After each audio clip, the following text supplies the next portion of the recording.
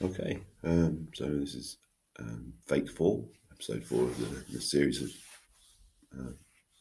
vlogs. Um, so I'm going to talk about cost and value today. So cost and value are two words that we use a lot, and I think we've sort of, we kind of, as society's kind of lost sense of the importance of these words and that. What's the easiest way to start talking about this is maybe let's talk about mobile phones over there. What's the cost of a mobile phone? Okay, well that's obviously you can buy a mobile phone for £10, and you can buy a mobile phone for £1,000, or probably not much. You probably can find phones that cost more than £1,000, but I think the sort of top of the range Apple phones at the moment cost £1,000. That's two orders of magnitude difference in price, right? Um, so All right, so we now got an idea on the cost of phones. What about the value of phones? Um, I guess that comes down to quite a complicated thing that but as you buy a phone, what you're trying to do is get the most value for the minimum cost, you would think, or the required amount of value for the minimum cost. Now, if I buy a phone, what do I want? I think what I want, okay, I need a phone that makes phone calls. And I probably think I need one that the battery will last at least a day. I'd be thinking that'd be important. Probably want a phone that won't break very easily. And I want a phone that I can do simple things that I like doing, like browse the internet, check my emails, etc., etc., etc. Pretty much that's what I need a phone to do. So I work out that.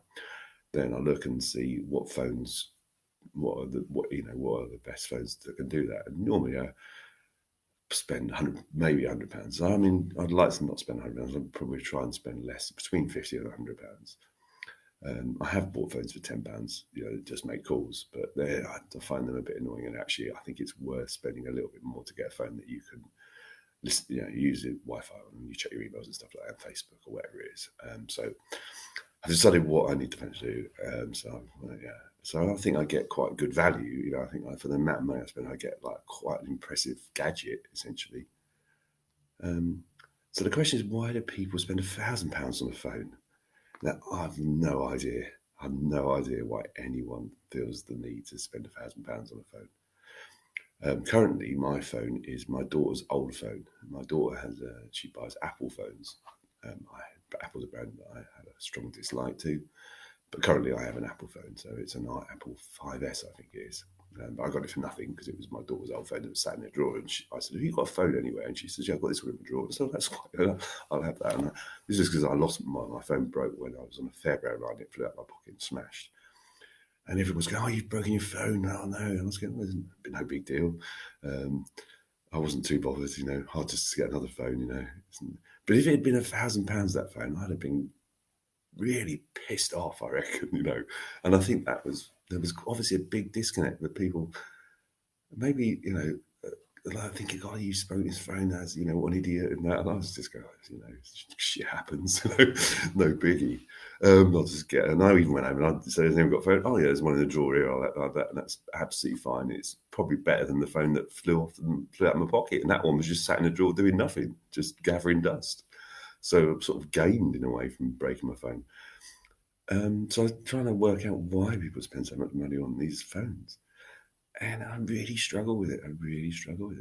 People would tell you that Apple phones are so brilliant. They're much better than every other phones. And they love Apple phones and they'll only have Apple phones. And oh dear, and it's really hard for me to understand it, really.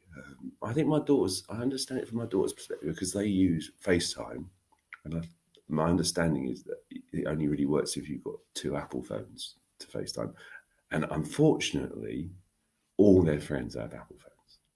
So for some reason, they're happy to spend a lot of money on having Apple phones. I've refused to buy new Apple phones for my daughter, so I always buy second-hand ones that are normally 1 to 2 years old and cost like £100 or something, maybe a little bit more than £100.